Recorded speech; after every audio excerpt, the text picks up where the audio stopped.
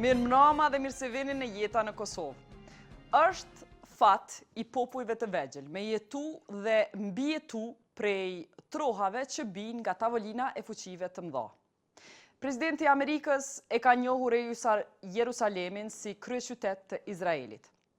Menjëherë pas kësaj, Turqia thret summit të jashtëzakonshëm të Organizatës për Bashkëpunim Islamik dhe ashpër e kundërshton vendimin e Shtëpisë së Bardhë. Nuk është kjo hera e parë në histori që Kosova, Shqipëria, pra të gjithë shqiptarët, e gjejnë veten në mes përplasjeve të fuqishme, qoftë në mes lindjes e perëndimit, qoftë në mes të Evropës e Azisë, qoftë në mes të Orientit e Oksidentit. Shqiptarët janë të vetmit të cilët ballafaqimit e tilla tektonike i kanë tejkalu duke u ngritur përmbi to, ose për të thënë më mirë, duke u kthyer në gjenezë. Feja jonë është shqiptaria, ishte fraza e cila ka siguru mbijetesë të kodit ton gjenetik, të kulturës edhe gjuhës ton, edhe pse në momente të caktume është dashur të përcaktohemi me njërin anë, të jemi mish për top të njërës palë, apo të kalojmë prej njëri zot në tjetrin për një kafshore bukë. Nuk po du me u kthy në antik, nuk po du me debatu se a është fol gjua shqipe në Atlantid, edhe se a i ka thënë pellazgët bukës bukë, se a ka dallim mes ilirëve, arbërve, shqiptarëve, po du me debatu rreth asaj se a janë sot shqiptarët të gatshëm, a kanë sot shqiptarët, edhe në Kosovë, edhe në Shqipni, e nga do që jetojnë, kompetencë, dituni, aftësi, zhdërvjellësi edhe strategji për me i bo ball sfidave të ardhme të përmasave tektonike në rastet e përplasjes së civilizimeve. Për të biseduar edhe shqiptarëve në mes lindjes e perëndimit në studio, kam ftu njerëz të cilët kanë shkruar libra, e kanë shkri men, kanë bërë shumë faqe libra lidhur me këto tema. Janë këta Jusuf Buxhoi, historian, shkrimtar i njohur edhe e njohim Kosovë si renegati i parë i LDK-s. Libri i tij fundit është, prej librave të fundit është Jeni qeri fundit, por më i fundit në 2017 është Dosier B, në Kosovë më shumë e njohim për botimin e historisë Kosova 1, 2, 3, 4, 5 që ka hy në Universitetin Amerikan si libër historik për Evropën juglindore.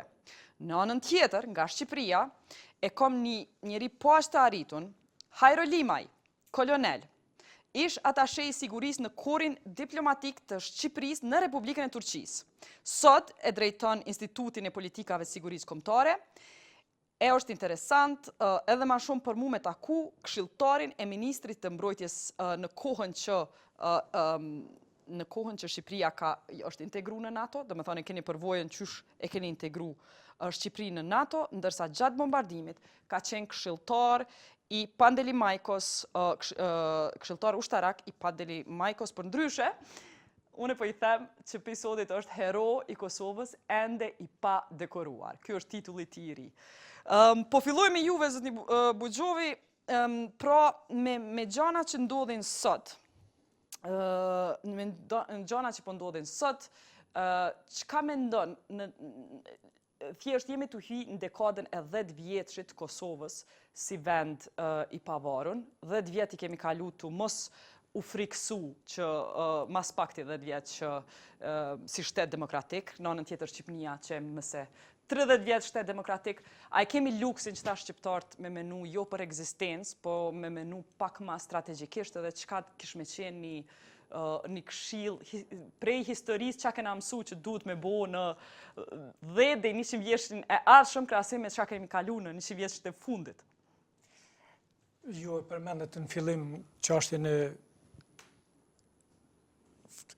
formulës kryesore të rilindjes kombëtare se feja shqiptare është shqiptarizmi. Objektivisht nëse nisim prej këtij konceptit, do të kemi gjitha gjanat qarta, edhe në për cilën kemi kalu dhe në për cilat do të kalojmë. Edhe kjo objektivisht për ne formula e rilindjeve kombëtare është jo vetëm si një formulë e cila na mundson të shkojmë ka harmonia, po është edhe shejt edhe në kuptimin edhe politik edhe intelektual dhe shtetëror.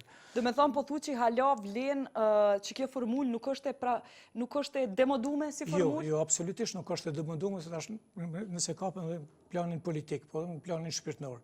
Planin politik dim se tash domosdoshmërisht duhet t'i them disa pika që kanë bëjë me lindjen kombëtare. Lindja kombëtare dihet shqiptarizmi se si ka lindë dhe cilat kanë qenë 5-6 pika cilat kanë dalë edhe prej veprës se Sami Frashëri. Megjithatë, po i përmend njerëzit cilët interesant që shqiptarët që kanë kriju shqiptarizmin ka qenë elitë intelektuale islamike osmane. Ata kanë qenë njëkohësisht njerëz që nuk e kanë mohu fenë e vet.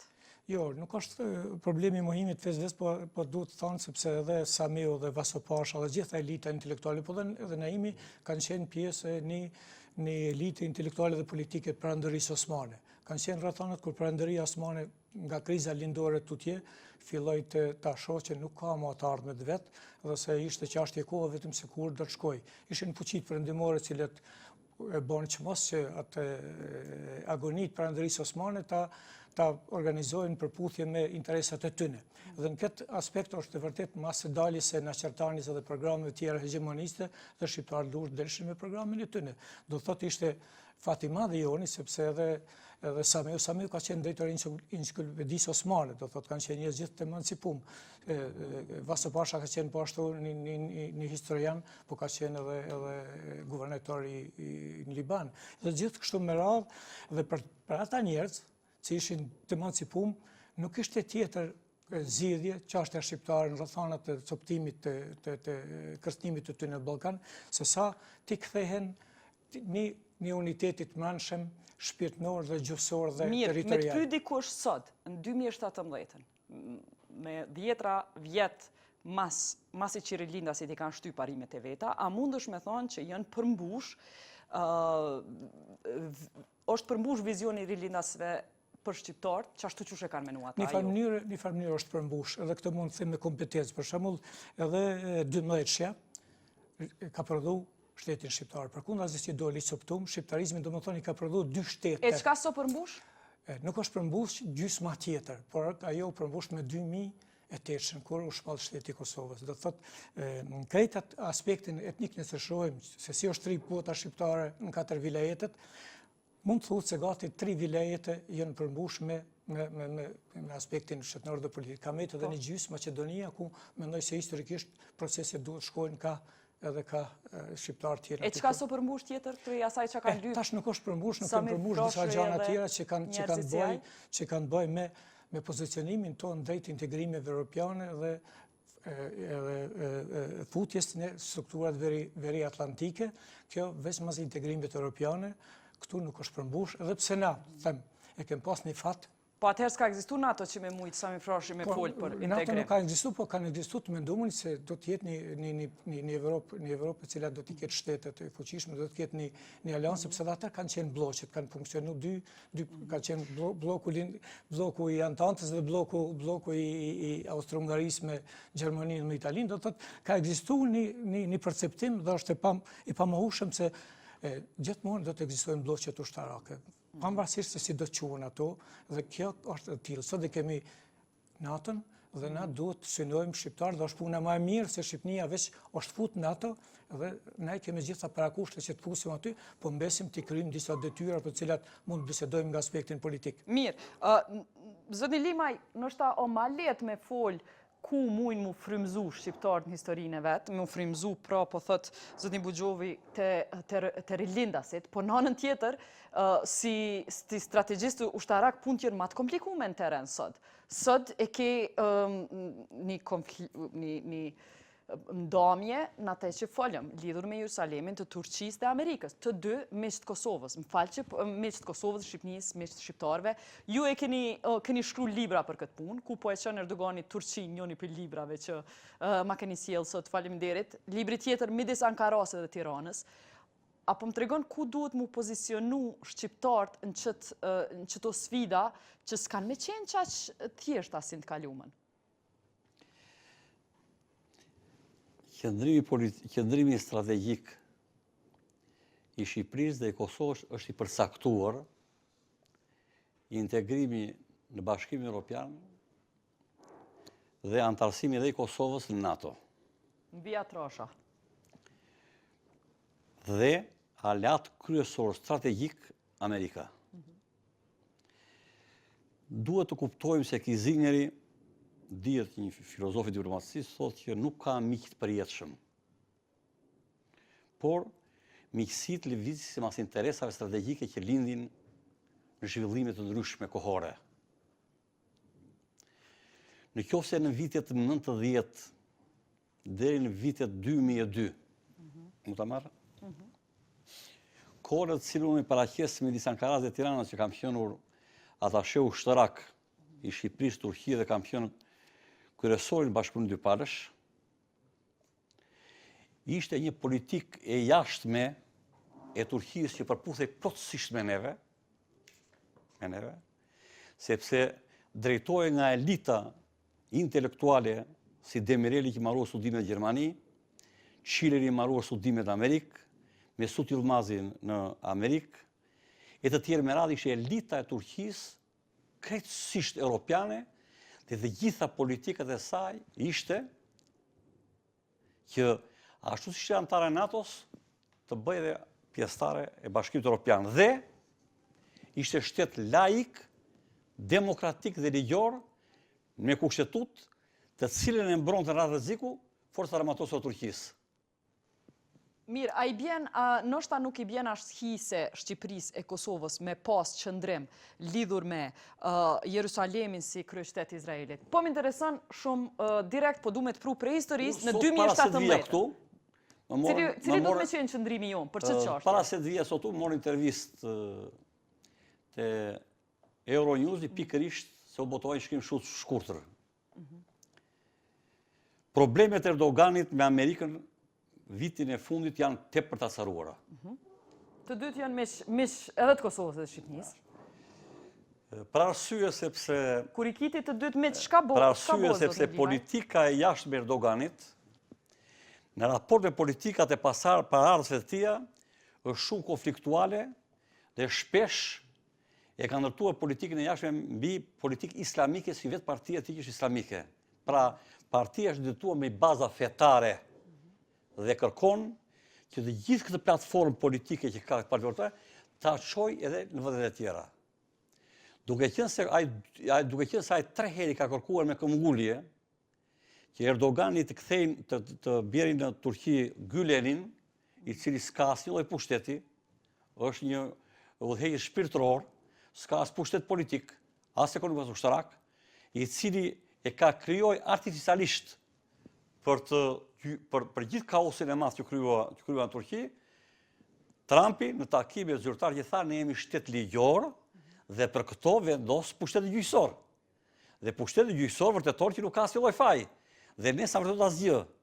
Ndërsa hetimi atia biznesmenit iranian, i cili është martuar me një nga vajzat më të bukura të Turqisë, i cili më data 17 dhe 25 dhjetor të 2013 u arrestua me fëmijë 3 ministrave, nësa djali Erdoganit u la për më mbrapa, sa shkoi në Amerikë është arrestuar dhe para 10 ditësh ka filluar të tregon gjithë problemin se si është thyer embargo kash Iranit nga Erdogani dhe 3 ministrat, dhe për 2 ministrat do urdhë arresti në Amerikë. Po i përmendni gjanat me rëndësi që kanë ndodhur në vitet mujt e fundit, për cilat jeni kritik për Erdoganin, po kallëzomni çu shpe interpreton vendimin e Trumpit për me bo Jerusalemin kryeqytet Izraelit. Tani, në qoftë se Erdogani do ishte udhëheqësi i dikurshëm i një shteti laik demokratik dhe ligjor me ato kapacitetet të paraardhësve, mua më merr mendja se bashkëpunimi dhe vendimi çdo ishte një anshëm problemi i Jeruzalemit. Po do të bini në një ujditë përbashkët dhe do gjeni një zgjidhje të mesme. E pse ndodhi kjo si ndodhi?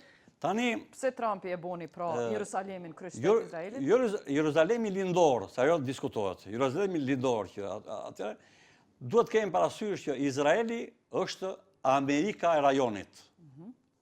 Është vendi që ka marrë bum dhe atë zhvillim aq të madh ekonomik dhe me atë potencial aq të madh ushtarak sa s'ka asgjë në lidhjes. Dhe ai deri aty domethënë kërcënon drejt për Iranin, që Irani dihet që ka armatime shumë të rënda drejt për thamore. Dhe Sirinë e tjerat. Pra, aleat kryesor strategjik në lidhjen e mesme nuk është Turqia për Amerikën, është Izraeli. Dhe ai është detyruar që tani që vendimi që është marrur, po nuk është aplikuar se thashë evoluon shumë, se lexohen komplet fjalimin, është evoluar, tani ai e firmosi dhe bëri realitet. Tani, A do realizohet që të vejmë gjithmonë ambasada amerikane të Jeruzalem aktualisht? Mua më mëndaj që do kohë. Ose është një shkëndij. Edhe a është paq për rajonin. Kjo që ka bu, a nënkupton paq për rajonin a jo? Është një shkëndij që të mirët dhe të këqija së bashku të rimlidhe prapë. Apo kthehem te punë tona. Duke Tani- marrë parasysh këto që ka ndodhë, qysh mujmë na me përfitu edhe me mbjetu prej të qenurit miq i të dy palëve. A mujmë, as mujmë. Mbledhja urgjente që kërkoi Erdogani, i cili kërkon të bëhet me çdo kusht lider i botës islame, që kanë objektivin e tij, shumë prej vendeve arabe nuk morën pjesë. Ndërsa Shqipëria mori pjesë vetëm me ambasadorin. Do me thonë, pas ka marrë pjesë Shqipënia në këtë summitin që mbaj tash. Me siguri ku shkruaj shkrimi sot. Ka marrë pjesë Gazheli. Ambasadori jonë në Ankara ka ardhur përfaqësues i shtetit shqiptar në Stamboll. Nuk ka diskutuar, por ka votuar pro vendimin e organizatës islamike kundër vendosjes kundër vendosjes kryeqytet Jeruzalemin për Izraelin. Mirë. Unë e thesh dhe sot nuk e di se sa janë thelluar dhe sa ka menduar kryeministri dhe ministri jonë i punëve të jashtme, që të bësh pjesë e një vendimi të cilin kundërshton një vendim që ka dhënë presidenti i Amerikës, kur faktikisht ne nuk kemi as ato potenciale shtetërore, dhe as ato fuqira të mëdha që le të bëhen pjesë e lobijeve të tilla të cilat bien në kundërshtim me politikën e Amerikës, kur Amerika është shteti kryesor dhe lati kryesor që shiroi Kosovën bashkë me UÇK-n, por dhe Shqipërinë ka ndihmuar jashtë. Zotni Limaj, vetëm ta sqarojmë. Po supozoj që kur ambasadori i Shqipërisë në Turqi e ka dhënë votën kundër kësaj që ka bërë Trumpi, do me thonë që edhe ka shkaktu shumë vetjer, jo vetëm aj, edhe Slovenia njëjtë nuk e ka përkra, po supozoj që është konsultu me qeverinë e Shqipërisë. Këtë nuk e ka bërë kokën veti, apo? Natyrisht jo ambasadori dhe çdo përfaqësues tjetër që ka kompetencë firme konsultohet. Problemi është se në çfarë niveli strategjik ka gjykuar ai që ka dhënë urdhrin të thotë po. Ne i njohim nivelet politike të atyre që drejtojnë Shqipërinë dhe Kosovën. Dhe kemi dhe parasysh gabimin të rënda që bëjnë politikën e jashtme dhe vendime strategjike që marrin. Shqipëria duhet të zgjiste rrugën e heshtjes dhe të mos bëjë pjesë e asnjërs dhe as tjetrës. Interesant, do me thonë, nëse ke mundësi që tash po e shtroj në rrafshin e vendit demokratik që i ka për bazë drejtat e njerëzit, Shqipëria është interesant që edhe kur e ka kërku Erdogani arrestimin e gylenistëve, Shqipëria ka vendosur mos me u arrestu gylenistët. Po nuk ka se si arrestora Shqipëria as Kosova, sepse Jo, Kosova i ka arrestu. Bëri gabim, e di, ka gabuar, sepse kur nuk e bën këtë Amerika, kurse bën Gjermania, kurse bën gjithë Bashkimi Evropian, pra ajo shoqëri dhe ato sisteme që ne duhet të integrohemi, dhe kur ndërkombëtarisht organizata FETO i thotë ai nuk e njoh gjithë bota, ne nuk mund marrë veprimet të cilat bien në kundërshtim me ligshmërinë e drejtave të njeriut të Europës. Dhe nuk mund të ekstradosh një njeri se bën luftë klasash në Turqi dhe këtë krizë ta bën Kosovën dhe Shqipëri. A jeni të thonë që Shqipëria tash është shumë e vogël për me kundërshtu vendimin e Trumpit? Jeni të thonë që Shqipëria duhet me menu për politikë reale, realpolitike, s'duhet me i groh ka me nën veta? Po, Shqipëria nuk ka pse bëhet pjesë e asnjës, duhet të marrë qëndrime neutrale dhe të shikojë interesat e mëdha të integrimit në Bashkimin Evropian dhe Kosova është hyrë NATO. Dhe së bashku dy shtetorë për NATO. Objektivi jonë është perëndimi, vetëm perëndimi. Nuk ka kthim kokë më mbrapa në lidhje edhe në Azi. Në kjo ne jemi edhe shqiptarë që kanë qenë historikisht po të zhvefare. Çdo kthim mbrapa, çdo trajtim parasore. Do të thonë kjo që është kthim mbrapa, se dhe Izraeli është në vlindje, nuk ka që... Le të jetë Izraeli. Ne me Izraeli kemi marrë diplomatike normale, nuk kemi shtet alas strategjik. E me Palestinë, që keni punë? Dhe këtë shikojmë për fetare. Por ama duhet kemi parasysh që kur Shqipëria është bërë antare e diskutueshme organizatës islamike, Partia Socialiste sot pushtet e ka kundërshtuar me forcë Berishën, që në mënyrë kategorike Shqipëria të mos bëhet antare organizatës islamike. Shqipëria o bo antare, apo? Ajo unikat dokumentat. Është s'është kështu fare, po fatikisht ajo gjithmonë ka dërguar ambasadorët. Dhe kur kam qenë ambasador për organizat, por ka qenë pasive, nuk ka qenë aktive. Dhe ne duhet të pranojmë që shqiptarët e botës shqiptare nuk kanë qenë islamik. Morën një fe detyruar gjatë kohës periudhës osmane. Feja jonë është fe tjetër me konceptet e tjera. Prandaj dhe shqiptarët janë, po të shikosh, janë më të civilizuar, janë shumë më të avancuar në konceptet e lirinë e mendimit e qëndrimit me shumë dhe rajonale që kemi neve.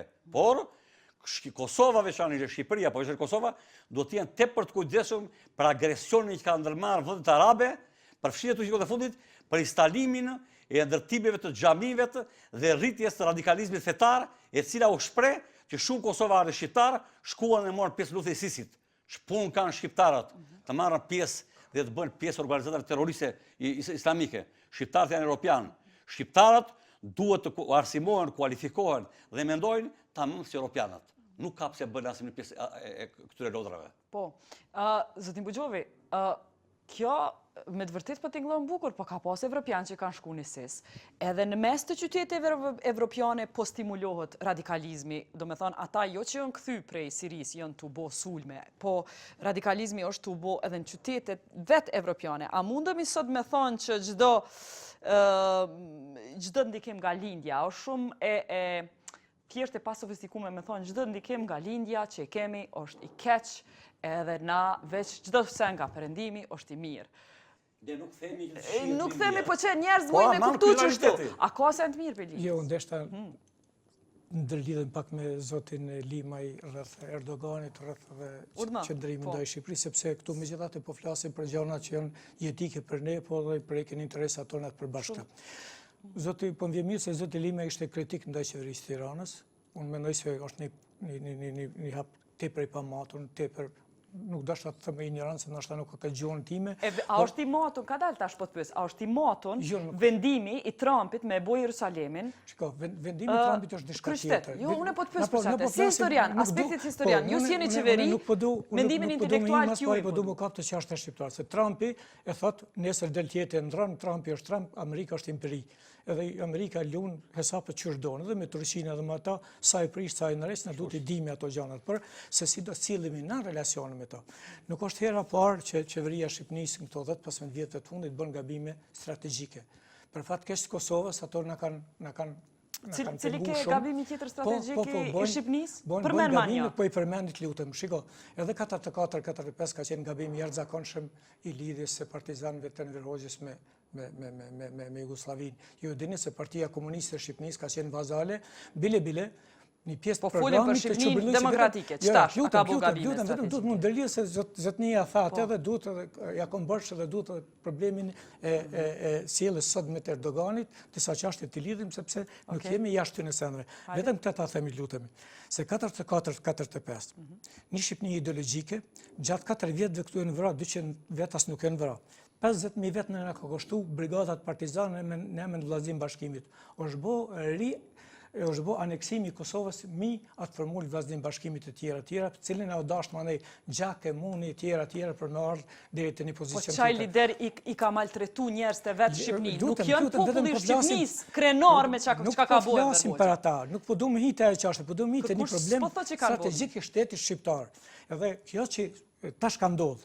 Po ka mytë njerës vetë ma shumë, lemu partizan që këtë është qarta jo, shiko, që i ka mytë njerës vetë, po flasim për relacionet me Kosovën. Është një gabim tepër i madh. Gabimet janë bërë edhe më tutje.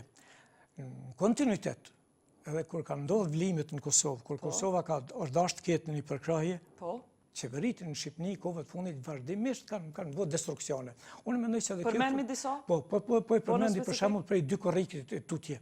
Kur e dinin kur është shpallë deklarata e pavarësisë, aty është bërë tirada me ambasada tjera. Edhe gjatë kohës kur një pjesë e qeverisë sonë përkohshme ka shkuar atje në Shqipëni, ka pas përpjekje që gjitha ai shteti joni paralele ai lëvizje të ideologjizohet. Je dini në 97 tutje, pas ardhes së pushtet socialistave, një pjesë e rezistencës tonë armatosur është kthy, është bë gati rezistencë ideologjike. Edhe problemet që sot e çdo ditë i kemi që i kam shumë këto, këtë romanin tim dosja lidhen me përpjekjet që të ideologjizohet dhe çdo gjë në Kosovë të shkojë nëpërmes prizmit majtist. Prapë lidhet me atë 44-shin, 45-shin. Prandaj nuk po them kot sepse historianët kanë këtë detyrë ta themi. Edhe kjo që sot ka ndodhur, edhe po ndodh. Shqipëria nuk ka as luksin, as drejtën që të përzihet në punë të Amerikës.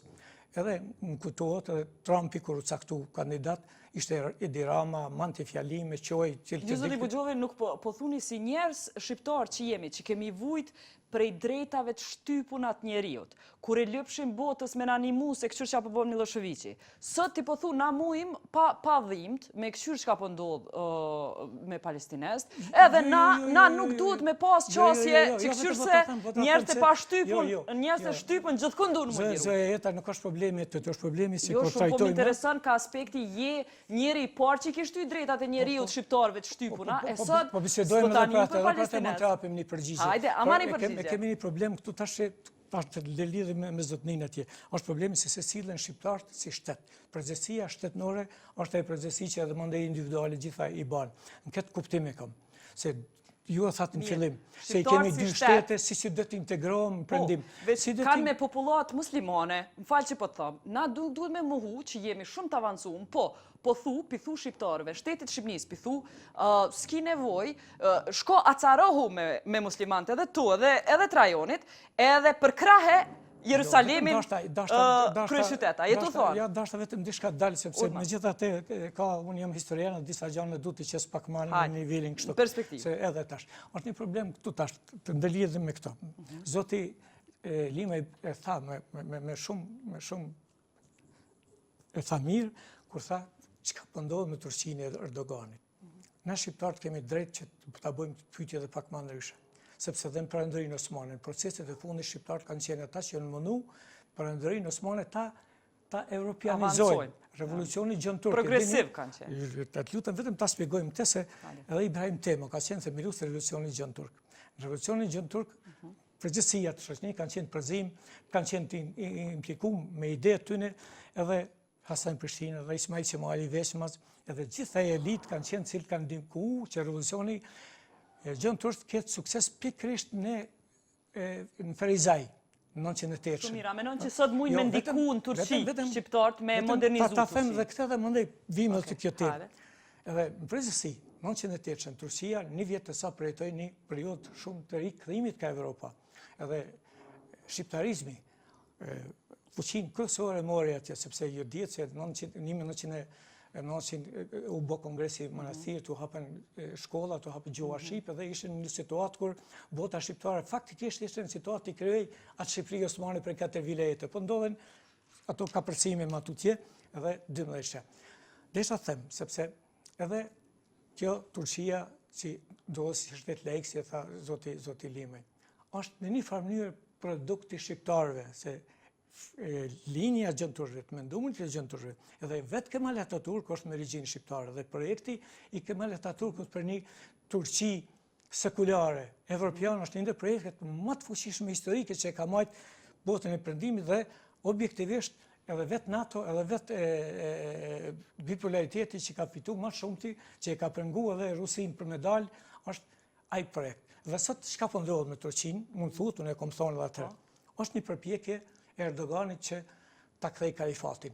Unë mendoj se është një përpjekje e dështuar me tij, sepse objektivisht ai mund të bëjë murit me kokë, sepse nuk mundet Erdogani të sfidojë një aleancë veriatlantike ku ajo ka një pozicion shumë të rëndësishëm, sepse e din, sepse një moment caktuar. S'pe sfidon, është antari NATO-s. Po me sfidu me tjera që po shkoj me Rusinë me tjera, sepse për një moment ajo ditë lufta Krimes, 7 lufta e bo me Krimin për Andria Osman. 7 i ka humbë, në fund Bosfori, u dasht Angles, u dasht perëndimi me intervenu, me Shen Stefanin me këty përmime marrë. Din se bjen.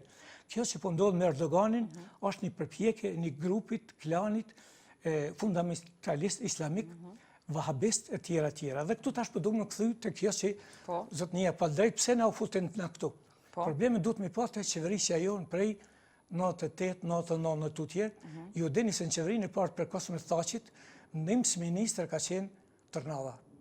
Ka qenë njëni prej NIMS ministër një qeveri që ka qenë mjaft ilegali, nuk ka bu punë të mira, problemet kanë dalë aty, dhe aty është marrë vendimi që të heqet ndikimi i Partisë Islame Hanefi që kanë qenë Recep e tjerë, që po ashtu kanë qenë shumë tolerant, dhe kjo elitë politike që është sot, ka boni marrëveshjet më sheft me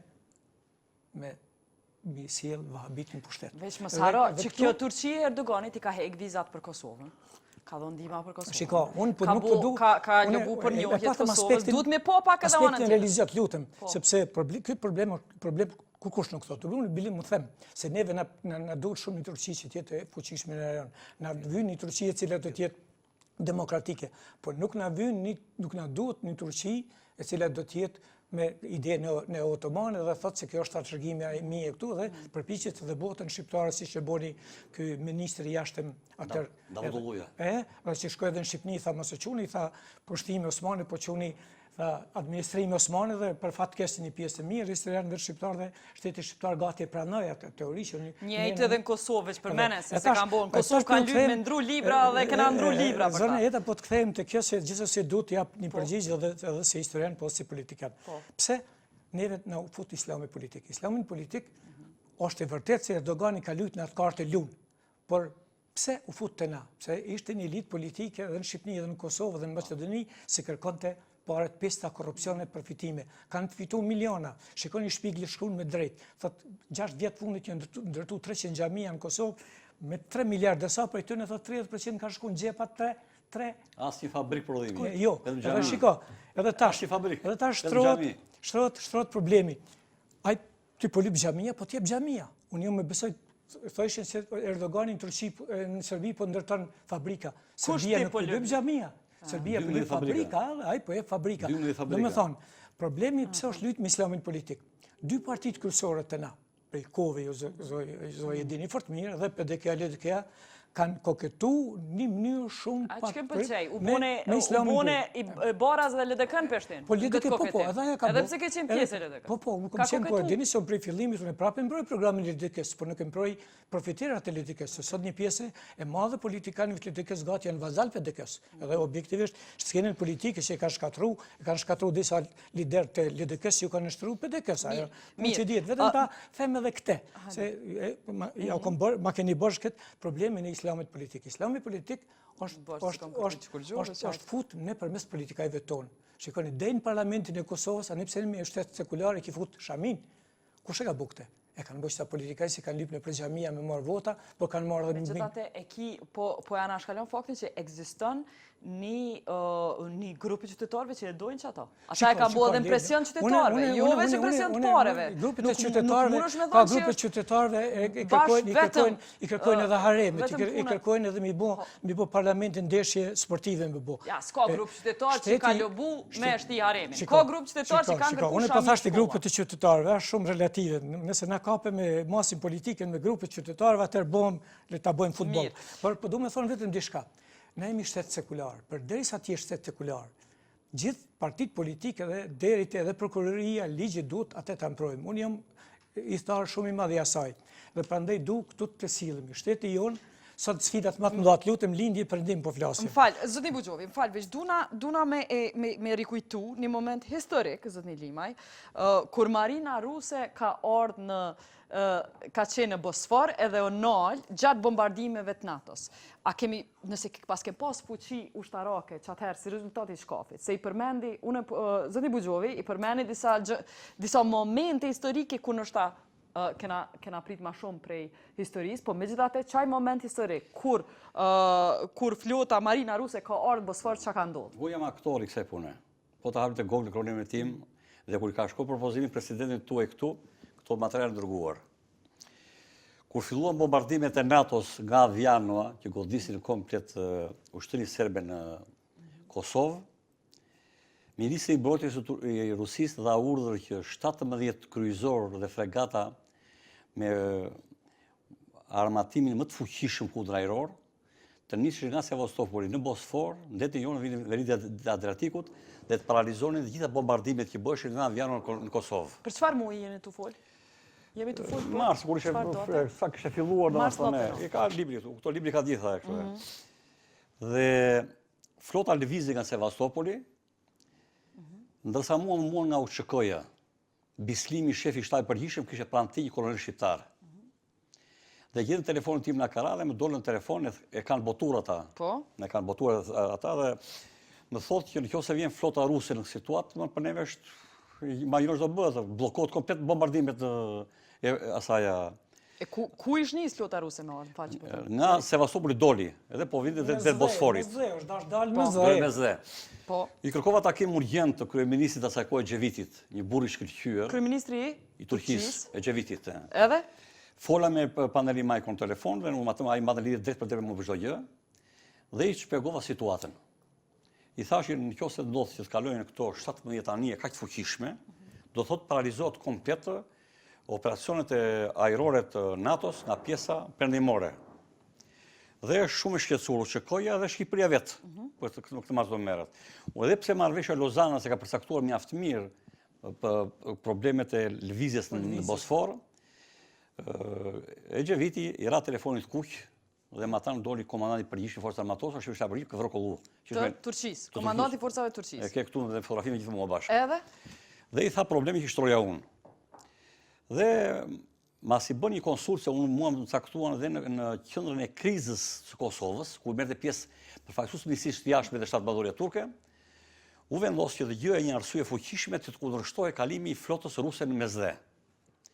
Dhe mas i bë kjo konsult, e Xheviti doli para gazetarëve të nesmen dhe deklaroi botërisht flotën ruse për 17 anijesh, unë si kryeministri i Turqisë nuk mund ta lejoj të kalojë një hersh e gjithë, për arsye se ajo do shkojë të bërë pjesë e një lufte që zhvillohet në Kosovë.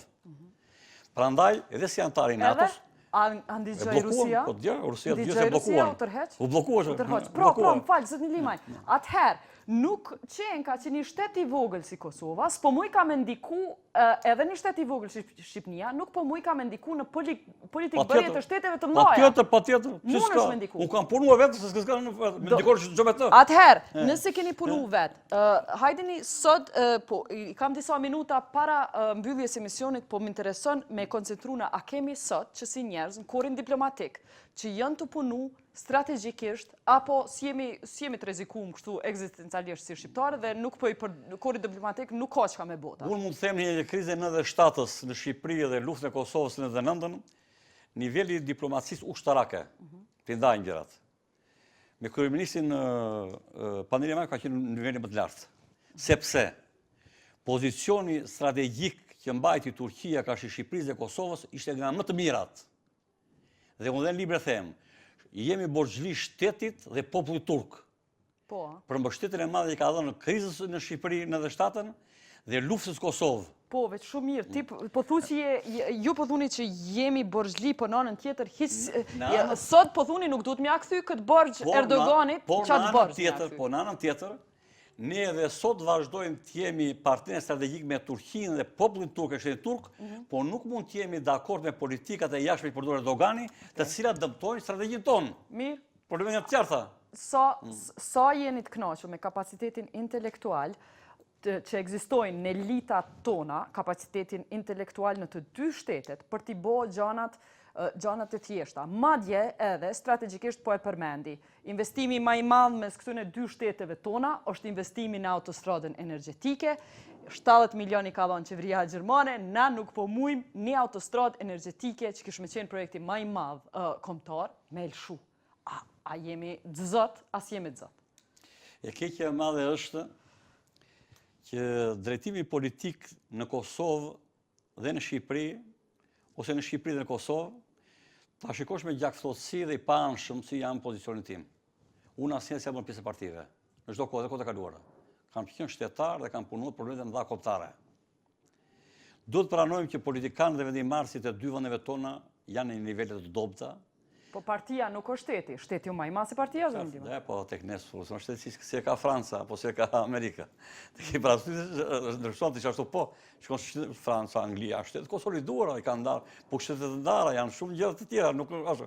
Dhe duke qenë sepse politikanët tanë në përgjithësi nuk kanë nivelet e domosdoshme të arsimit dhe të kulturës bashkëkohore dhe integruese, ata nuk marrin para vetes tyre as këshilltarët dhe as kuadrët kryesorë që përgatitin vendimarrjen.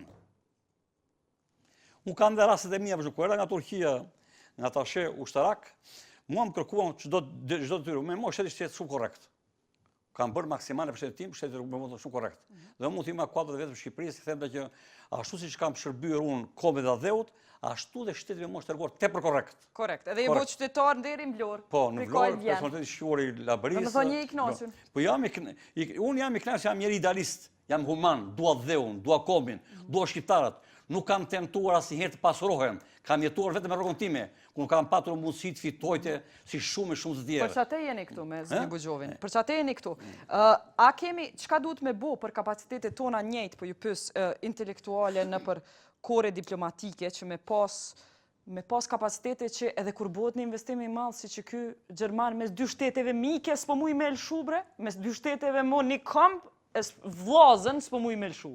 E lemo tjetër kanë. Po ndërlidhje me zotin Lime është problemi të klasa politike. Për fat keq, tranzicioni në Shqipëni, po edhe qlirimit e ne, ka prunë pushtet klasë politike njës më të papërgjeshëm. Njës cilë kanë mendu dhe mendojnë sot gjatë ditën që shtetin të shfrytëzojnë për interesa personale, për pushtet dhe për këtë drejtim, edhe Shqipëri edhe në Kosovë, unë mendoj se historikisht janë klasat më të papërgjeshme. Masi ke imagjinat historianit, a mund është me pa që ka me qenë një moment që kjo, dhe me thonë, ka me pas ngopje që kjo klasë politike, edhe a peshen histori na i dritë në fund tunelit që ka me pas ngopje, edhe me një moment kemi me menu për interes shtetit. Keqja nuk ka ngopje, keqja prishet prej vetës edhe populli thot, zullumi bjen prej strashit.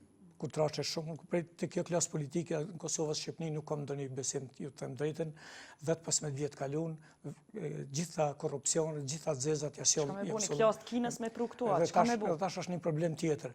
Ju përmendet edhe diplomacini, përmendet potencial. Potenciale ka idealista, ka intelektual, bile shumë ma shumë se edhe përpara, por ata janë sot të natën mumë, të nashkalum. Shikoni mas luftës, nuk janë vëra kot intelektual në Kosovë, që i them edhe këtë librin tim. Nuk janë krasnu kot intelektualt, nuk janë lanë dur të hapun e mafisë, cila është e lidhur me mafinë ndërkombëtare. Një pjesë e mafisë politike, ideologjike, sot edhe në Shqipëni edhe në Kosovë, jo rastisht që ka qenë ideologjikisht sot është e lidhur me mafinë e Putinit e tjera, ka kaluar në makromafi, një kriminalitetet më të larta. Ajo është në gjendje mi ndrru edhe padronet për hir të interesave tyne. Prandaj po e them, këtu vetëm shka mund. Ani veç fol edhe për korrupsionin e intelektualëve, korrupsionin e akademive, korrupsionin njerëzve që shkruajnë, korrupsionin intelektual njerëzve që shkruajnë libra. Unë mendoj se intelektualët kanë një pjesë të madhe të fajit këtu, e kom thonë dhe po them prapë, se një pjesë e madhe intelektualëve nuk kanë qenë vedishëm se duhet me rujt kredën intelektuale. Jenë bërë vazhdal politikës. Ju dini mas luftës, kanë fillu me shkru vjersha për të lyfar komandanta, për të lyfar njerëz. Herojt e vërteti kanë lanë mas dore, kanë shkru për njerëz që kanë ble tituj, kanë ble përmendore dhe kemi këtë herojumanin ma neverisjet në disa qashtje këtu. Prandaj intelektual bëjnë një përgjësi shumë të madhe. Ju dini se këtë ky projekt i shtetit Kosovës, kjo pavarësi është përgatit nga elita intelektuale. Ka kalu gjitha institucionet, universitetet tjera. Sot, Akademia Shkenca është për me kajt me lëtë. E shkencave të Kosovës. Gjithë janë vazal të politikaj. Si shumë bëllë Shqipëri fare. Atje e bo mirë që e kanë byllë krejt. Edhe që kjo është lajmë për mu, nështë e mira e Shqipnisë që e kanë byllë krejt Akademinë Shkencave, që ka kanë ndodhë? Pse e kanë byllë? Unë shkoj shpesh në Akademinë Shkencave kur bën konferenca. Dhe vete kuptoja që ajo ishe një akademi e plakur, në mosh dhe në mendim. Po kush vendosi me mshel? Ishte një akademi e cila nuk u parapriu fare politikave të zhvillimit të vendit dhe t'i thoshte... Edhe të ne njëjtë, veç po më interesën modeli. U mshel, ku shkun ata njerë që ishin akademi? Ata tani nga data 1 janar e mbrapa s'ka rrugma. Nga data 1 janar e mbrapa s'ka rrugma akademia, hoqja pagesa fare, dhe kryeministri hodhi idenë që do bëjmë një akademi të përbashkët Shqipëri-Kosovë. Ta quajmë Akademi Kombëtare. Akademia Kombëtare Shkencave. E pas ka hodhë këtë hodhi idenë. Qa kështë menu që është projekti ma i madhë, diçka që s'përmende, është që gjuha ka qenë ajo që e ka shtyri lindasit shumë mes tjerash, edhe po mduket që ajo është një pikë që halose kena mri me unifiku. A mendon që është një diçka që i vynë Kosovës e Shqipnis, për fund mas i e shkrimtare dhe mirë shkrimtare? Drejshkrimi është një arritën e madhe historike që u bo gjuha përbashkë në vitin 1972. Por gjuha është e gjallë. edhe kur nuk do të ketë pikë. Do duhet që gjuhëtarët, shkrimtarët e tjerë ta shohin se çfarë mund të bëjmë që të përmirësohet matutje, të përmirësohet që gjitha format, gjithë shkrimtarët, gëgnishtja të jetë sa më e pranishme atë, sepse kjo vetëm e pasunon gjuhën shqipe, edhe na kemi nevojë, jemi shqiptarë, kemi një letërsi të përbashkët, dhe duhet gjitha pjesë dhe gjitha segmentet të gjalla, dhe kjo kujtoj se është një e domosdoshme. Fjala e fundit, urdhëni zotin Limaj, jemi në fund. Bota shqiptare është një botë shumë e pasur natyrore dhe njerëzore, vitale. Dhe fatkesia e madhe që erdhi nga Kongresi i Berlinit dhe konferenca ambasadorëve në Londër i vuajmë akoma dhe sot. U nda Shqipëria në 5 pjesë. Ne themi Shqipëria Kosova dhe Kosova ka këtu veri Lugili Preshevës. Që shikojmë, mban padrejtisht e mban Serbia. Por përveç këtyre që çka kemi vënë fare, unë do t'i them këto mendime sepse vi për herë të parë flas televizor Kosovë. Shtypi ka botuar këtu. Shtypi ka botuar shumë. Nuk e ka as pak të drejtë Bashkimi Evropian që të sillet kështu me Kosovën e Republikën e Kosovës. Kosova ka qenë e pushtuar nga Serbia dhe ka derdhë gjak dhe janë bërë padrejtësitë më të mëdha si një popull. Dhe Bashkimi Evropian i dha negociatat e antarësimit Bashkimit Evropian Serbisë dhe së shpejti thot përpara gjithëve dhe bëjnë anëtare të Bashkimit Evropian. Kur në anën tjetër, karrikën tjetër e ka në Moskë dhe po merr nga armatimet më moderne të kohëve të fundit. Kush ka faj për këtë, zotin Limaj? Bashkimi Evropian, po themi trosh këtu. Ne ke fajtona. Na shqiptar që jo, a? Kemi, do të themu, do të ndaj. Tani, forca argumentuese dhe këmbgulëse e qeverisë Kosovës duhet jetë prerë dhe forcë prerë. Të mos vëri kushtet demarkacioni me Mali dhe Zi, sepse edhe gabimet që janë bërë në atë demarkacion që kam lexuar me shumë vëmendje nga shtypy është çfarë të fare. Nuk do të bërë nga një parti, por është kombëtare, është kufira dheut dhe do ndërtohen do të ekspert të paanshëm dhe pastaj kontrollohet nga gjithë forcat politike. Të bëhet një vendimi përbashkët, specialistë politikanë dhe jo të ndodhë si ndodhi në Shqipëri, që u bë marrëveshja e dhënies detrave në Ljutë Sarandës, kur neve Shqipërinë e Çamërinë e kemi të fare. Në vend që ne të kërkojmë të marrim çfarë ka marrë Greku, ne i them Greku na merr këto që ka nga neve. Dhe me shumë të drejtë gjykata kushtetuese e Shqipëri e rrëzoi. Dhe sot Greqia vazhdon. Edhe Kosovo, kam dëgjuar edhe presidentin tuaj, duhet të jetë me këmbgulë të fortë shumë të prerë, që të mos nuk kanë lidhje Po presidenti jonë e ka nënshkruar marrëveshje, o nënshkru tash. Tani të bëj çfarë duan, do të thëshë mendimin shkencor. Çka? Unë them, jo, çka me botash që kemi nënshkru? E parlamenti s'po do me kalu. Çka me botash? Jemi në mes dy zjarrave. Gjykata kushtetuese. Të ringror, si që gritë Shqipëri, një inxhinier, një shkencëtar, inxhinier, ushtarak, bëri komplet skanerin e marrëveshjes që u bëri në qenë me fare dhe argumentoi shkencërisht dhe ja çoi gjykatës kushtetuese dhe baza saj e rrëzoi. Këtu jo, ata. Duhet krijuar shkencëtar të pavarur. Pavarësia e mendimit, një thash vetë, e dyta. Veç pak, jo, ma jo që tu se për demarkacion s'po pajto zëti Buxhove. Mendoni që u bu mirë. Ju e thatë Bashkimi Evropian po na bën pa drejt, shiko. Po ne shikoj fajet të na. Do i neve tjeve, do i. Vetëm diçka na. Se nuk e shikon dhe Serbinë jo. Po na shikon me kaq shumë. Nga pozicioni forcës, lutem. Na jemi nevojtar për Bashkimin Evropian. Bashkimi Evropian dhe NATO ka luftu neve me na hek Serbinë. Patjetër. Na kemi sjell elita politike të korruptuar, të papërgjeshme që na kanë pru këtë gjendje. Prandaj nuk duhet tash të hedhim topin ai presidenti jon po fleta Evropa, po presidenti jon është fajtori kryesor pse politika jon ka ardhur këtë gjendje. Këtu duhet jemi sinqert. Megjithatë, ju po pajtoni me versionin e presidentit të demarkacionit. Jo, shikoj vetëm diçka po them. Edhe problemi i demarkacionit të diçka që këtu po sjell ngatrim. Demarkacioni është problemi i marrëveshjes i vendimit ndërkombëtar. Komisioni i Badinterit Kushtetuta Ahtisarit, lexoni Kushtetutin e Ahtisarit, mbështetet mbi parimin e ndamjes së ish Jugosllavisë mbi bazat të ndamjes të brendshme, domethënë administrative. Edhe mbi ato baza shkon edhe parimi katastral. Sot mund me kap gjithë farflamojshna, me dalë me thonë ma boni ky, ma boni ai. por e drejta ndërkombëtare zot një e dini edhe ju. Ta çojnë Ai ta gjykatën thasën. Le ta çojnë Në gjykatën arbitrazh. Jo, ndërkombëtare. s'ka gjykata ndërkombëtare, është parimi i cili ti dush ti Dakor, mbështetës. le ta çojnë gjykatën Po ndërkombëtare. s'mundesh me qut në gjykatë Jo, çon. ndërkombëtare Ka atë kur ti ligje. e keni shkruar. Le të ka shkoj tim për rastin Shiko. konkret. Ka pas raste, zëni Buxhoj, qyre ka qenë një moment kur kryeministri i Kroacisë me të Slovenisë jon pajtu e kanë nënshkruar, e kanë çu parlamentet veta demarkacionin mes tyre, e kanë çu parlamentet veta, parlamentet e tyre si u kanë votu, kanë shkuar në E arbitrazh. si shkojnë në arbitrazh, Kanë shku në çka vendosi, prapë tha se duhet parimi i ndamjes administrative. Po nështë e qarmatos që Jo, të shiko, blokod, unë që tash të po blokod bim të gjana cilat. Jo jeni qytetar të Kosovës, do falësh pak mua. Jo, vetëm Jo, desha do falësh pak, fikë do fal jo. Do tutem shumë, do fal pak. vetëm Jo, ta do fal. them vetëm diçka Nuk ta ka, kryu. jo, nuk ka pse bëhen probleme të tilla konflikt kaq i rënd politik Turqi në Kosovën tonë. Kosovën tonë, vëllezërit tanë, unë kjo vëllezër juve, kupton apo jo?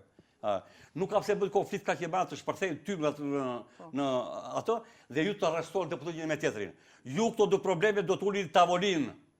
Jini kosovar dhe jini përgjegjës për Kosovën, për popullin e Kosovës dhe për tokën e Kosovës. Dikush do thoshte 6 ditë në 6 ditë ne ju pam Shqipni, nuk u morëm vesh edhe për gjyqësinë e ju i reformën e drejtësisë. Gabim u bën. U bo gabim, po nuk po mujnë forcat politike mu marrë vesh, asë në Shqipni, asë në Kosovë. As duan Shqipërinë, atëherë s'duan Kosovën.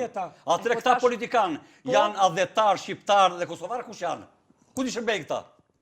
Në qoftë se unë do kërkoj vitin pushtet. Edhe demarkacioni, edhe reforma drejtësisë çun në blokada politike në dy vende. Në qoftë se unë kërkoj vitin pushtet, do të vini pushtet të shërbeja dheun dhe kombit tim.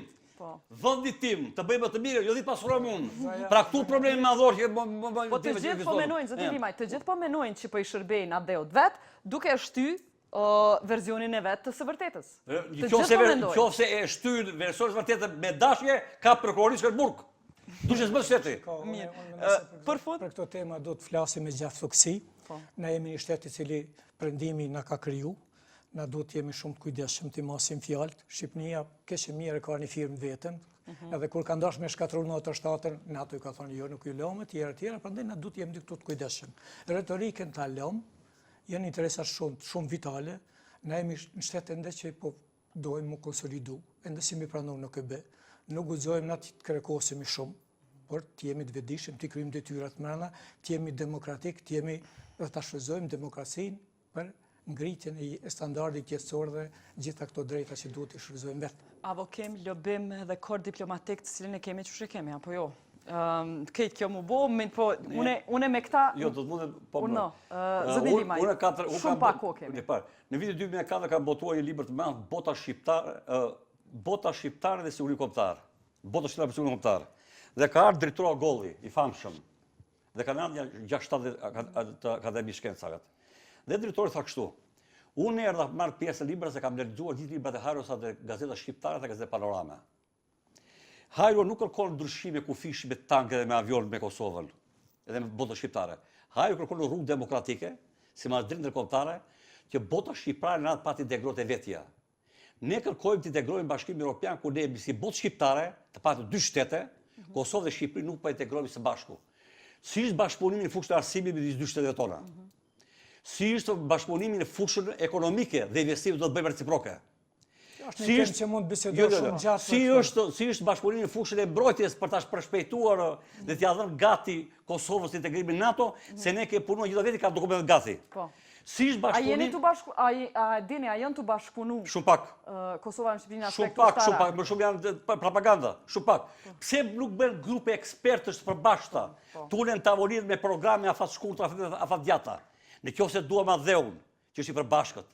Në qoftë se duam një tjetër, duhet punuar konkretisht me dies ditë natë që ne dalëm nga këto gjëra që kemi. Ky është momenti i mirë me ju përshëndet prej kësaj studio, me mysafirët panelistët që po i falenderoj shumë të nderuar, cilët ishim vetëm 2 kësaj radhe, po ishte muhabet shumë i frytshëm për mua me kuptuar njerëz që me të vërtetë kanë shkruar me shkruaj shumë libra në temat të cilat flasim, kom eksperta të çësaj teme, kaq të përgatitur e tash si mikprica që jemi na shqiptarët, e kemi bë një holum tip ku kemi gjetë që Kosova është duke u përjetu së fundi si strehim për ata qytetarë të Turqisë që ndihen të rrezikuar nga përndjekja e autoriteteve turke. Hulumtimi jonë në Kosovë kallëzon që janë diku 80 vetë që kanë lidhje me lëvizjen e Gylenit e që janë duke u strehu në Kosovë dhe po ju lë me intervistat e 3 prej këtyre njerëzve që i kemi taku, të cilët flasin për përvojën e tyre se pse kanë vendos me ardhë në strehim në Kosovë. Fytyrat e tyre na është dashur t'i mbulojmë për shkak se ata konsiderojnë që kjo do të ishte rrezik për sigurinë e tyre. Ju vazhdonit na shkruanin kallxo.com e prineve në studio natën e mirë.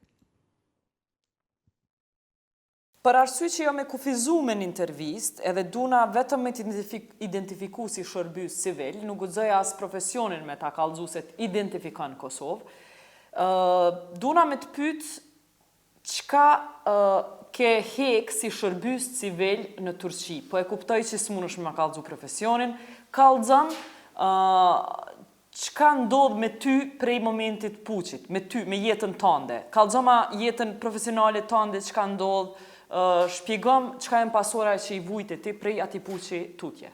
Ve çok özür diliyorum.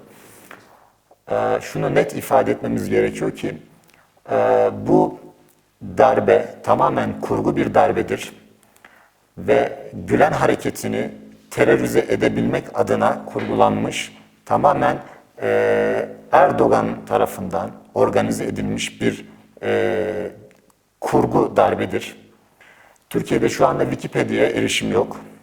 Bunu kendileri de teyit edebilirler bu bilgiyi. Ve bunun sebebi Wikipedia'da self-coup yani kendi kendine yapılmış darbe, kurgu darbe kelimesinin altına Erdoğan darbesinin eklenmiş olmasıdır. Ve Wikipedia'ya Türkiye hükümetinin yaptığı itirazları Wikipedia kabul etmediği için şu anda Wikipedia Türkiye'de erişimi engellenmiş bir sitedir.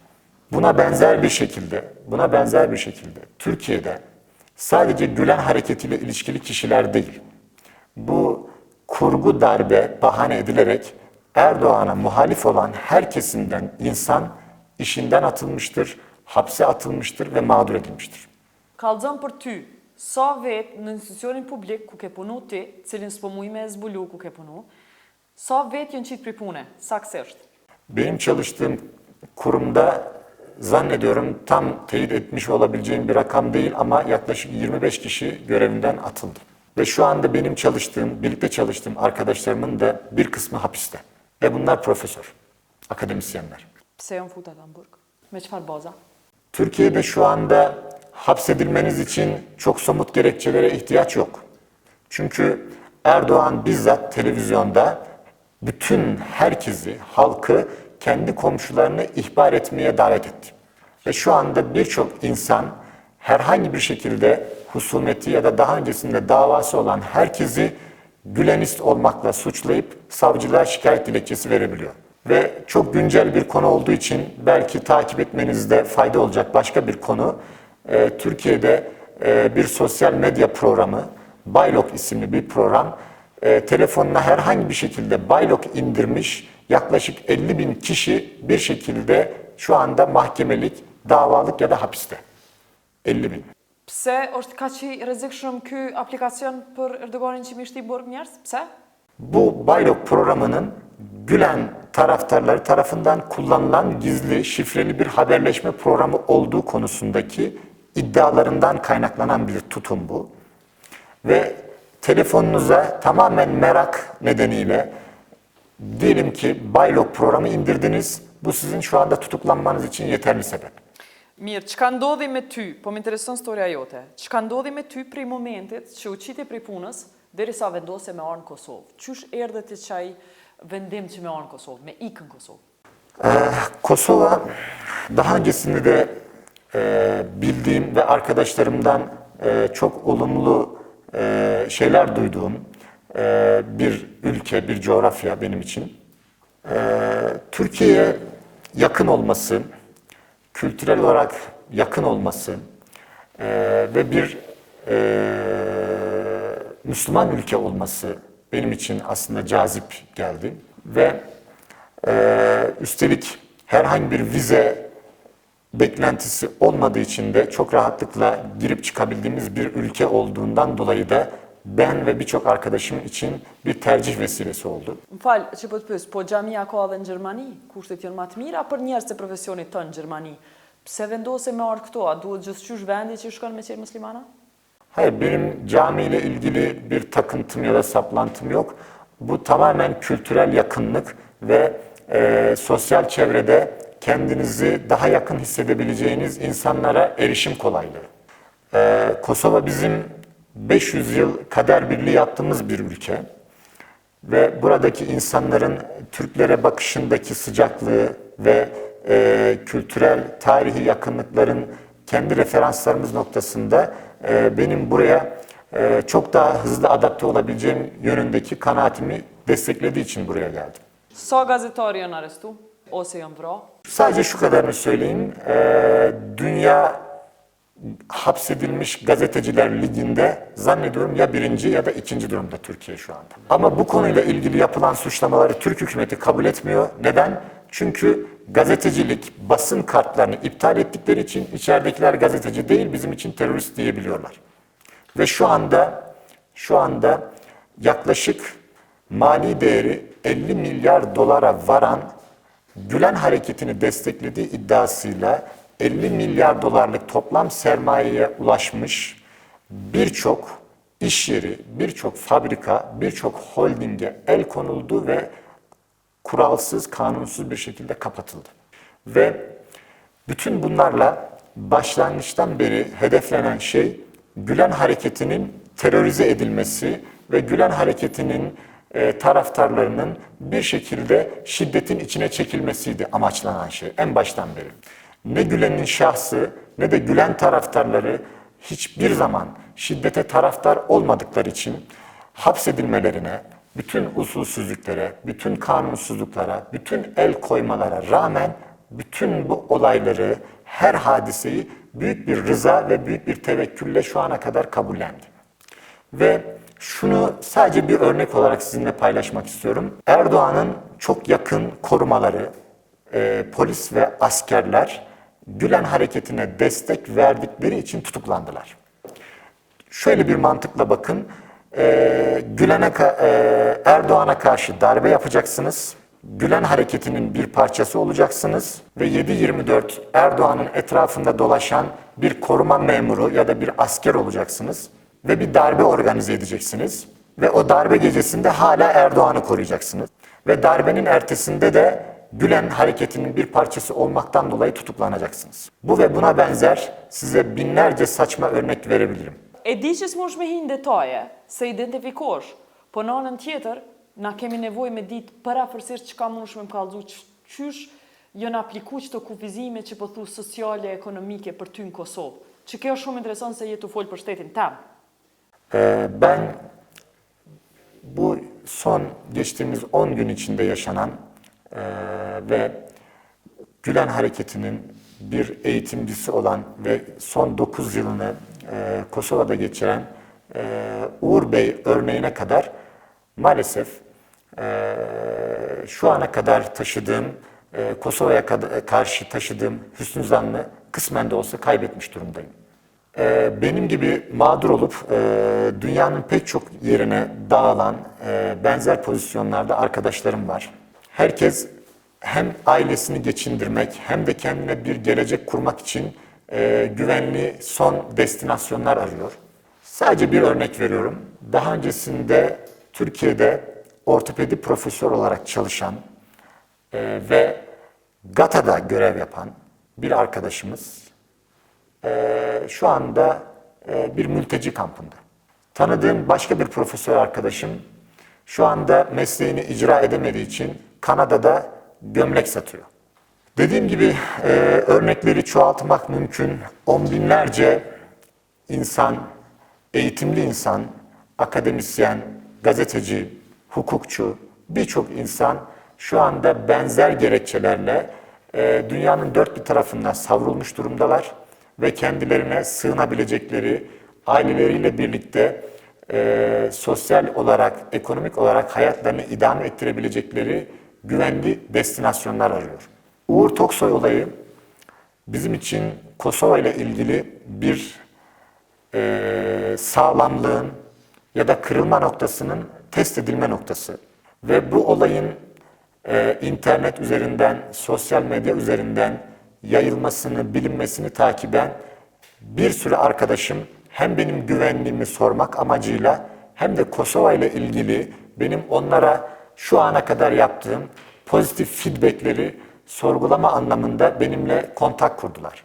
Ve inanın ben şu ana kadar Kosova ile ilgili bana sorulan her soruya, burası Anadolu'nun bir parçası, kültürel olarak çok yakın olduğumuz bir yer, son derece güvenli ve insanlara karşı kendinizi rahat ifade edebildiğiniz bir yer. Benim Kosova imajım buydu.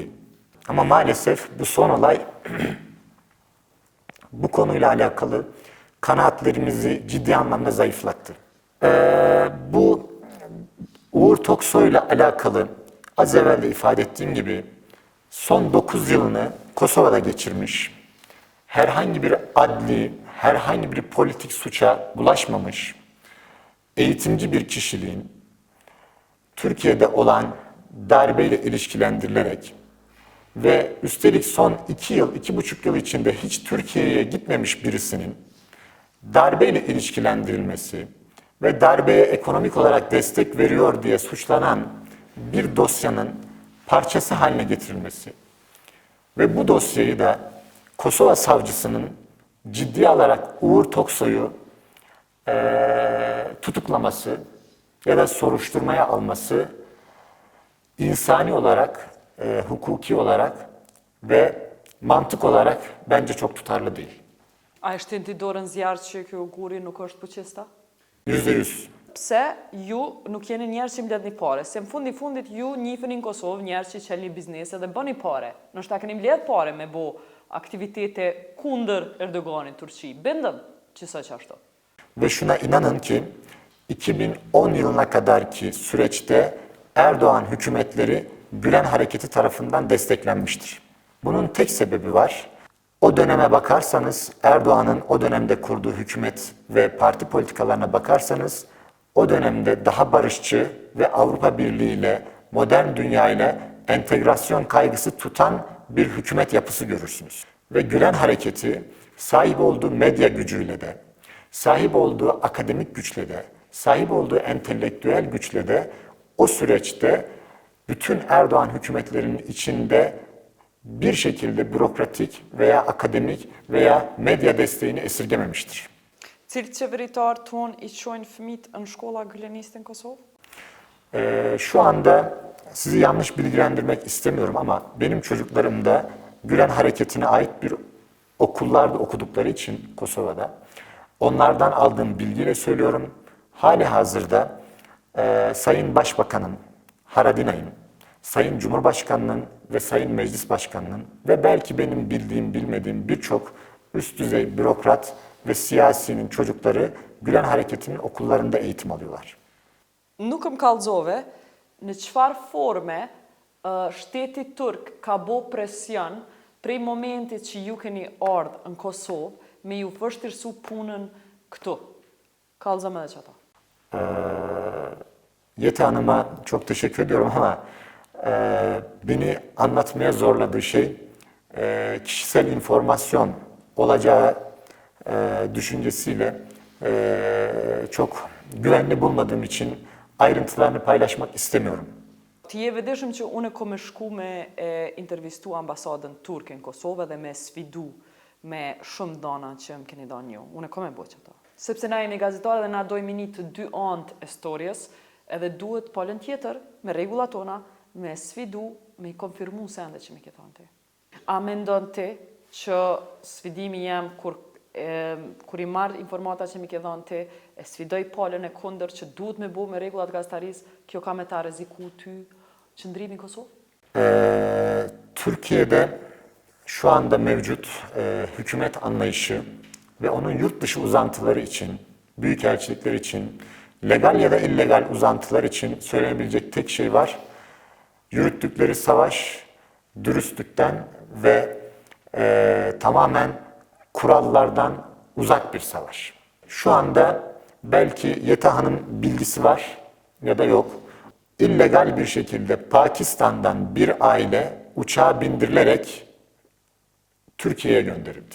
Ve bu insanlar Birleşmiş Milletler koruması altında insan. Ve şu anda 2 tane arkadaşımız, eğitimci 2 tane arkadaşımız Kazakistan'da kayıp ve yaklaşık son 1 aydan beri kendilerinden haber alınamıyor. Uğur Toksoy olayına tekrar atıf yapmak istiyorum. Türkiye'de Erdoğan ve Erdoğan taraftarlarındaki temel mentalite yurt dışında bir şekilde faaliyet gösteren ya da bu süreçte yurt dışına çıkmış olan Gülen hareketinin sempatizanlarının Türkiye'ye legal ya da illegal bir şekilde getirilmesi konusunda yoğun bir baskı var. Ve Uğur Toksoy olayı dediğim gibi Kosova'nın insan hakları konusunda, Avrupa Birliği'ne entegrasyon konusunda ve uluslararası hukuk konusunda bir test edilme noktasıdır. Qysh e sheh Erdogani Kosovën, Shqipnin, Bosnën, Maqedonin? Çka menon për këto shtete? Bu tabii satır aralarında, konuşmalarında çok rahatlıkla ifade ettiği, buraya her geldiğinde gerek Arnavutluk için, gerek Bosna için, gerek Kosova için söylenebilecek tek şey kültürel anlamda, tarihi anlamda ortak bir geçmiş, ortak bir payda söz konusu olduğu için maalesef burayı hala Türkiye'nin arka bahçesi olarak görüyor. Ve TİKA, Yunus Emre, Maarif Koleji gibi kurumsal yapılar ile legal boyutta ve burada kurguladığı sivil toplum örgütü ya da illegal organizasyonlar vasıtasıyla da buraları kontrol altında tutmaya çalışıyor. Ve Kosova'nın ya da Bosna'nın ya da Arnavutluğun ya da Makedonya'nın sempatisini kazanabilmek adına buralarda kültürel organizasyonlar, camilerin ya da Osmanlı'ya ait eserlerin restorasyonu, yeni cami inşaları gibi bir takım faaliyetlerle ya da doğrudan ekonomik destekler vasıtasıyla bu coğrafyanın Türkiye'ye karşı sempatisini sıcak tutmaya çalışıyor. Pala tjetër kish me thonë njëjtë për ju, që ju prej vitit 99 jeni në Kosovë, edhe përmes fondacioneve, shkollave t'juja, ju po mundoheni me shpërnda ndikimin e juj gylenist në frymën gyleniste në Kosovë. Çka i thu që ato në që thojnë, po dhe ju njëjtë jeni të mundu me shpërnda frymën e juj. Çashtu është të bëhe dhe Erdogani? Gülen düşüncesiyle ilgili kanaatlerinizi ve Erdoğan'ın şu ana kadar yaptıklarını karşılaştırırsanız aradaki farkı sizin de görmeniz mümkün. Bir tarafta Fethullah Gülen Müslüman terörist değildir ve terörist Müslüman olamaz diyor ve YouTube'da teyit edebilmeniz için özellikle de isim veriyorum. AKP'nin fikir adamlarından, düşünürlerinden birisi İsmet Özel çok rahatlıkla Müslüman teröristtir diyebiliyor. Ve bizim kitabımız Kur'an-ı Kerim masum bir insanı öldüren bütün insanlığı öldürmüş gibidir ve o ebedi cehennemde kalacaktır diyor. Ve bizim insanları Einstein'ın gözüyle görmemiz gerekiyor. Einstein diyor ki aptallara göre insanlar din, dil, ırk ve mezheplerine göre kategorilere ayrılır. Ama olay bu kadar karmaşık değildir. İnsanlar ikiye ayrılır. İyiler ve kötüler. Gülen hareketi dünyadaki iyilik katsayısını yükseltmeye çalışıyor. Erdoğan ve hükümetinin ise şu anda siz de görüyorsunuz uluslararası terör destekleme, uluslararası kara para aklama dahil birçok suçlamayla yüz yüze. Ve çektiği bunca zulme, bunca baskıya rağmen şükürler olsun ki Gülen hareketi Erdoğan hükümetinin yanında ve tarafında olmadığı için hala modern dünyayla barışık bir şekilde yoluna devam edebiliyor. Kej mirë Erdogani, pozitiv ke din 2010-ën, tashko ka negativ. Pse ju prishët me ta? Burada Erdoğan'ın ve hükümetlerinin 2010 yılından sonra ne tür faaliyetler içine girdiğini, kimleri desteklediğini, Suriye Savaşı'nın ne şekilde tetiklendiğini, uluslararası petrol kaçakçılığını, uluslararası terör örgütlerinin, silah organizasyonlarının desteklenmesini ve İran kara parasının aklanmasıyla ilgili süreçleri siz kendiniz bu gözle anlamaya başladığınızda niçin Gülen hareketinin Erdoğan hükümetlerinden ya da siyasetinden uzaklaştığını da anlamış olursunuz. Në fund, shkurt, çka pret prej Kosovës? Kosova'ya gerçekten ciddi anlamda gönül bağı oluşmuş ve ailemle birlikte Türkiye'deki politik endişeler nedeniyle sığınmış bir kişi olarak hem kendi adıma hem de en ufak bir haklı gerekçesi olmaksızın benim gibi yurt dışına çıkmak zorunda kalmış olan arkadaşlarım adına Kosova bizi yargılayabilir. Her şekilde sorgulayabilir. Sizin yaptığınız gibi mülakatlara alabilir. Herkese her şeyi anlatırız. Çünkü bizim herhangi bir yalanımız, herhangi bir hilemiz, herhangi bir terörist faaliyetimiz söz konusu değil. Ve doğru tektir. Ve eminim ki benim bu noktadan sonra tek beklentim Kosova hükümetinin ve devlet yetkililerinin ve hukuk sisteminin buraya tamamen ülkenin normlarına ve hukuk beklentilerine tabi olmuş bu insanlara karşı medeni dünyanın ve uluslararası hukuk standartlarının gerektirdiği şekilde davranmasıdır. Mirë, si njeri i shkolluar i ngritur, po më intereson çka mendon ti për planet e Turqisë neo-otomane? Şu anda Neo-Osmanlıcılığın Suriye'de saplandığı batağı ve tabiri caizse Türkiye'nin bir devlet olarak ihraç edebildiği tek katma değer olan Gülen okullarını kapatmaya çalışması Neo-Osmanlıcılığın aslında bir hayal ve bir safsatadan ibaret olduğunun göstergesi. Kur ke ardhur në Kosovë? Tam bir yıl oldu. Ku janë 450 mësues që kanë punu në kuadër të grupit shkollave ku ti ke qenë zëvendës drejtar? Bunların birçoğu Türkiye'de çıkamadılar çünkü pasaportları iptal oldu. Benim gibi erkenden çıkan insanlar yurt dışında, dünyanın değişik yerlerinde, yani aklına gelebileceğiniz her ülkede tanıdığım öğretmenler var, idareciler var. Türkiye'de Ağustos 11'de gözaltına alındım. Pse e arrestu? Çok medyayı çok takip eden, süreci çok yakından okuyan bir insan olduğum için bir yıl öncesinde evimi satmıştım. Türkiye'nin bir Almanya'daki Hitler gibi, işte Rusya'daki Stalin gibi, Romanya'daki Çavuşescu gibi ya da Arnavutluk'taki Enver Hoca gibi diktatörlüğe gittiği çok açık net gözüküyordu. Ve arabamı da satmıştım. Bir akşam saat 10.30'da arabam olmadığı için bir arkadaşımdan arabasını ödünç aldım. 10.30'da diğer bir arkadaşımı evinden alarak yemeğe gittik. Yaklaşık 20 dakikalık mesafede gittiğimiz yer kapalı olunca çıktığımız yere geri geldik. Başka bir yere gittik yemek için. Yemeği yedik. Saat 12, tam 12, gece 12'de dışarı çıktık ve bir sivil polis geldi. Hakkınızda ihbar var deyip iki kişi, ikimizi de gözaltına aldı. Yolun karşısında olan arabamızın yanına gittik. Arabayı aradı polis. Ben hakkımızda ne tür bir şikayet var dedim. O da ihbar var dedi hakkınızda. Neden? Açıklayamayız dediler. Arabayı aradılar ve arabanın arka bagajında Fethullah Gülen'e ait bir kitap buldular.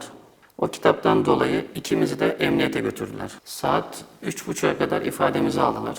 Hakkımızda herhangi bir delil olmadığından dolayı serbest bırakacaklardı. Serbestsiniz dediler önce. Fakat sonra savcının korkusundan, savcı kendisi korkuyor. Türkiye'de çünkü bir cadı oyu var, bir şeytanlaştırma var. Bizi sabaha kadar tutma kararı verdiler, bizi KODES'e koydular. Ve o sabah bizi sorguya aldılar. 3 defa sorguladılar beni. Her defasında aynı soruları sordular. Ve akşam saat 8.30 gibi evime gittiler. Evimi aradılar. Ben böyle şeyler beklediğimizden dolayı evde hiçbir şekilde Gülen Hareketi ile ilgili kitap, yayın evi hiçbir şey yoktu. Her türlü telefonlara, dijital aletlere el koyarak tekrar evden gittiler. Sordukları şeyler hep aynı. Zaman Gazetesi'ne abone misin? Sızıntı Gazetesi dergisine abone misin? Cemaatin sohbetlerine katılıyor musun? Maddi yardımda bulundun mu? Fethullah Gülen'le hiç görüştün mü? Darbe hakkında ne düşünüyorsun? Fakat Zaman Türkiye'de en çok okunan, en etkin Gülen hareketinin çıkartmış olduğu bir gazeteydi. Ve sadece Gülenistlerin değil, Ermenisinden, Yahudisinden, liberalinden, demokratisinden her türlü insanın, bugün AK Parti içerisinde bulunan insanların dahi milletvekili olan insanların şu anda yazdığı bir gazeteydi. Sızıntı dergisi de bir kültür dergisiydi. 80 yılından beri, 35 yıldır basılan, Zaman Gazetesi 86 yılından beri yayında olan bir. Ben gazete okuduğumu söyledim, Sızıntı dergisi okuduğumu söyledim. Fakat sohbete gitmediğimi söyledim. Himmet vermediğimi söyledim. Bu son iki söylediğim yalandı. Edhe Atelshun 3 gün hapiste yattıktan sonra, nezarette yattıktan sonra beni karakoldan serbest bıraktılar. Çünkü bizim evde hiçbir şey bulamadılar. a mund është veç më kallëzu çush është në qenë në burg Turqisë? Yani fiziksel olarak kötü muamele görmedik. Fakat çok iğrenç hakaretler ettiler. Çok aşırı derecede hakaret ettiler. Nga kush? Polisler tarafından. Polisler tarafından. Edhe mas 3 ditëve të lshun, çka bën aty? Beni karakoldan saldılar. Fakat diğer arkadaşım okumayı çok seven bir insandı. Yani evinden 10 binlerce kitap çıktı. 2 oda kitabı vardı zaten. 10 binden fazla. Onu mahkemeye çıkarttılar. Pasaportunu iptal ederek yurt dışı yasağı koydular ve tutuksuz yargılanmak üzere serbest bıraktılar. 10.000 libra veç të Gülenit shoku ata? Gülen'i kitapları ve Gülen'i eleştiren kitaplar hepsinin olduğu bir kütüphaneydi. Arkadaşımın annesi de bir öğretmendi. Polis oradan 2 çuval Gülen kitabı getirirken annesi diyor ki şunları da götürün, bak bunlar da Gülen'i eleştiren kitaplar, bunları da götürün. Sonra bir ilginç şey daha, polis annesine babasına şunu söyledi, neden bu kitapları atmadınız? Ondan 1-2 hafta önce medyaya yansıyan bir şey vardı. 60 yaşında bir amca kitapları çöpe atarken yakalandı ve gözaltına alındı. O abi dedi ki atsam yakalasanız suç, evde tutsam suç, hangisini yapayım? 3 gün sonra çıktım fakat Türkiye'de hakikaten bir cadı var ve ben coğrafyada çok tanınan bir insandım. Para disa jave ka ndodhur një arrestim i shtetasit turk në bazë të fletarestit që e ka quajtur Dogani. Çush e komenton këtë? Yani bu olay olana kadar ben Kosova'yı daha çok yönünü Amerika'ya ve Avrupa'ya çevirmiş bir ülke olarak görüyordum. Uluslararası hukukta bir terör örgütü olarak anılmayan Gülen cemaatinin terörist bir örgüt olarak buraya ifade edilmesini kabul edeceklerini beklemiyordum. Ben gözaltına alınmasından hemen sonra serbest bırakılacağını bekliyordum. İnancım şu ki hukuk masumu sonuna kadar korur, suçluyu aramaz. Fakat Kosova bunu ilk anda yapamadı. Çünkü bir terör örgütü yok ki ona üye olmak, ona destek olmak suç olsun. Apo një është i sigurt tash? Tedirginim biraz. Yani daha önce, bu olaydan önceki kadar rahat değilim. Çünkü ben de bir eğitimciyim ve dünyanın değişik yerlerinden, Afganistan'dan, Malezya'dan, Kazakistan'dan, değişik ülkelerden okul müdürlerini mafyatik bir şekilde kaçırıp Türkiye'ye getiriyorlar. Benimle ilgili nasıl bir senaryo yazıldı bilmiyorum. Ve bir hadise anlatmak istiyorum. Burada yaşadım. Polonya'ya da vize başvurusu yaptım. Reddedildi. Gerekçe olarak verilen kağıtta SIS sisteminde alert çıktı. Ben internetten baktığımda 6 madde insan kaçakçısı, terörizm, uyuşturucu kaçakçısı gibi maddelerden olanlara bu uyarı veriliyor. Ben bunların hiçbirinde değilim.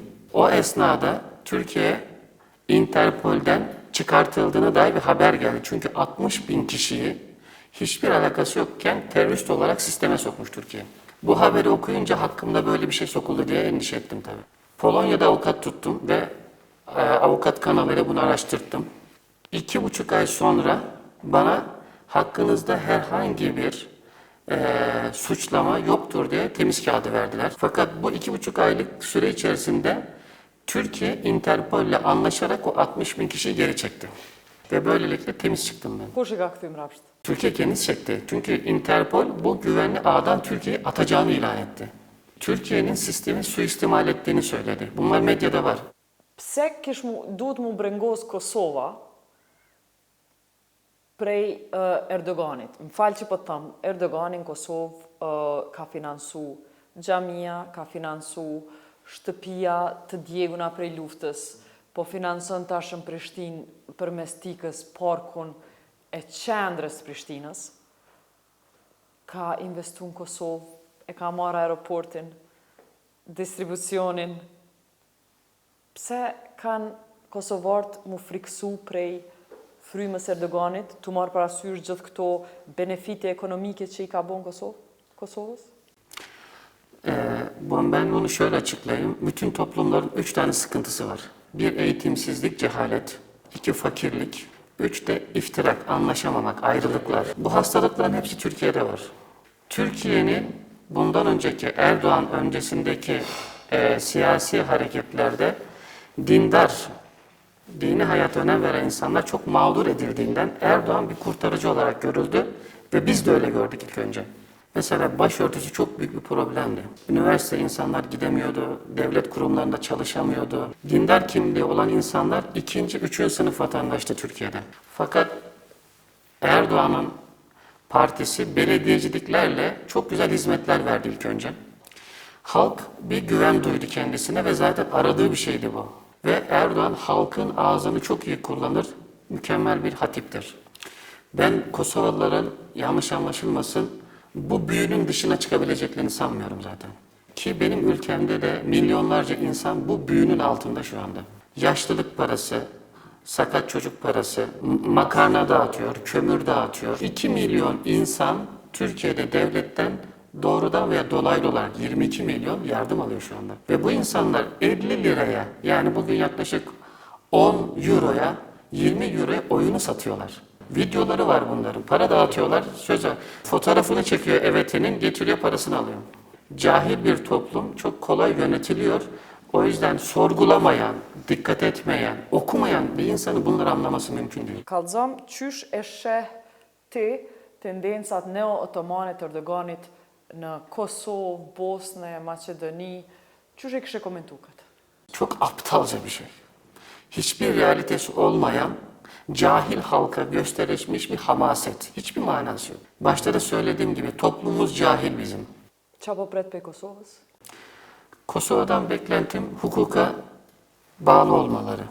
Çünkü şundan %100 eminim, Erdoğan'ın direktif, rica ve isteklerini yerine getirdiklerinde hem uluslararası hukukta zor durumda kalacaklar hem de millet olarak utanacaklar. Zotni, që sa jeni në Kosovë dhe pse keni arë në Kosovë? Geçen sene Temmuz'un başında geldim. Buradayım, hala buradayım. Eğitim mevzuna gönül vermiş bir insanım. Okumaya, öğrenmeye ilerlemiş yaşıma rağmen hala büyük alaka gösteriyorum. Momentin që filloj përndjekja ndaj jush në Turqi, çka ishit të punu? A ishit pensioner? A ishit i angazhum? Të punu diçka? Çka ishit të bon që ato momente? Apo ishit në pension? Evet, bu olaylar 2013 yılının sonlarında patlak verdi. Emekliydim. Eğitim hizmetlerinde de ilk başladığımız, daha genç olduğum zamanlardaki kadar aktif ve faaliyette değildim. Pse të ndjekën ty pra? Siyasetle hiç ilgilenmedim. Eğitime gönül verdiğimi söylemiştim. Eğitimin yükselmesiyle cahilliğin, bilgisizliğin ortadan kaldırılmasıyla her şeyin güzelleşeceğine inanmaya devam ettim. Hala o inançtayım ve bu hakikatin hem milletimiz tarafından hem de bütün insanlık tarafından mutlaka anlaşılacağına, bu yaşadığımız olumsuzlukların ve akıllara sığmayan davranışın sona ereceğine kesinlikle inanıyorum. Pse e ke zgjedh Kosovën? Buranın halkı, ki onlara biz Arnavut diyoruz, o insanların Türkiye'de pek çoklarıyla dostluğum vardı. Karakter ve yapı itibariyle bize yakın insanlar. A e azurpun pasurinë tënde? Şu anda çok ciddi bir şey kurcalamadığım için hissetmiyorum ama bankadaki parama, emekli aylığımın yatırıldığı parama da tedbir koydular. Bir kuruşunu alamıyorum. Qysh e komenton arrestimin e shtetasit turk Ugur para disa javëve? Üzüntüyle karşıladım. Detaylarını bilmiyorum. Onun tekrarlanmayacağı düşüncesindeyim. Bir yanlışlığın yapıldığını düşünüyorum. O yanlışın tekrarlanmayacağını kuvvetle ümit ediyorum. Tash apo tuteni? A jeni ma pak sigurt? Burada güvende hissediyorum. Uğur Bey'in hadisesi endişelendirdi. Ama onun tekrarlanmayacağını, orada bir yanlışlığın yapıldığını, o yanlışlıktan da vazgeçileceğini düşünüyorum. I ki 80 vjeç, apo menon që ki me u kthy në shtëpitë tënde? Her gün akşam olunca yarın Türkiye'ye döneceğiz ümidini taşıyarak uyuyorum. Vatan hasreti, doğduğum yerler, güzellikler, herkeste olduğu gibi bende de çok derin izleri olan şeyler. Hapishanede olmamak için buraya geldim. Çka pret prej Kosovës për fund? Demin de ifade ettim. Ben buranın halkına ve o halkı temsil eden yetkililere teşekkür ediyorum. Beklentim bu anlayışlı, mert, asil ve misafirperver davranışlarını, misafire iyi nazarla bakan davranışlarının devam edeceğini ümit ediyor, temenni ediyorum. Po veç Kosova është i vetmi vend që ju ka arrestu, që po ju arreston në bazë të një flet arrestit të Erdoganit. I vetmi vend në Ballkan, në Evropë që pe bën këtë punë, e ti pe lavdron Kosovën. Tekrarlanmayacağını, onun bir yanlışlık olduğunu, o yanlışlığın fark edilerek tekrarlanmayacağını ve düzeltileceğini ümit ediyorum. Dhe çka i thutit popullit Kosovës, milletit që e ka pa për krahjen masive ndaj Erdoganit në Turqi, për krahjen protesta u qunë krejt me mbrojt Erdoganin? Türkiye'deki insanların bu 15 Temmuz'dan sonra yapılanlara samimi, ciddi destek vermediklerini düşünüyorum. O mevzuda hem Türk halkı hem de dünya insanları yanıltıldığı kanaatindeyim.